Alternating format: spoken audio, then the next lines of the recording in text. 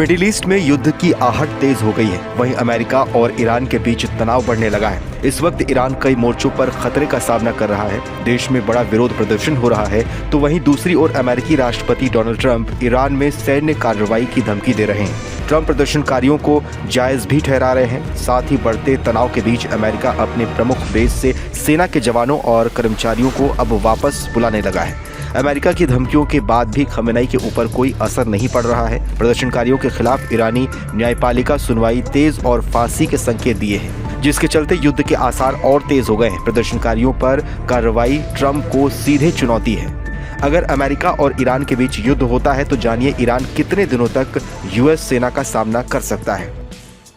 Iran की IRGC सेना middle east की सबसे ताकतवर पैरामिलिट्री फोर्स है, जिसमें हजारों बैलिस्टिक मिसाइलें, ड्रोन और प्रॉक्सी ग्रुप से शामिल हैं। ईरान 300 से 2000 किलोमीटर तक हमला कर सकता है। ये इजराइल या फिर अमेरिकी बेस पर हमला कर सकता है।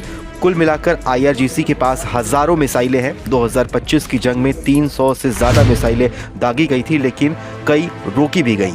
आपको बताएं तो ईरान के पास हजारों बैलिस्टिक मिसाइलें हैं, लेकिन अमेरिकी एडवांस मिसाइलों के सामने ये कमजोर हैं और अमेरिकी हमलों को ये पूरी तरह से रोक नहीं सकती हैं। अमेरिका के पास दुनिया की सबसे ताकतवर सेना है।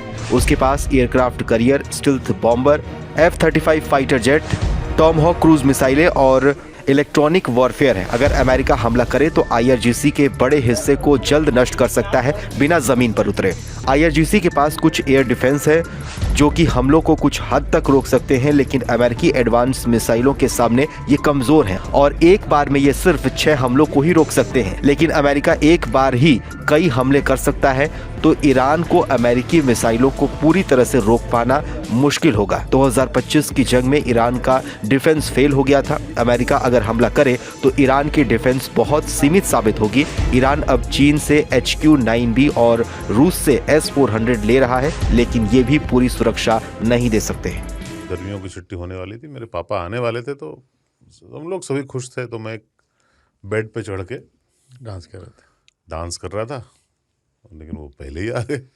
फ्रीज।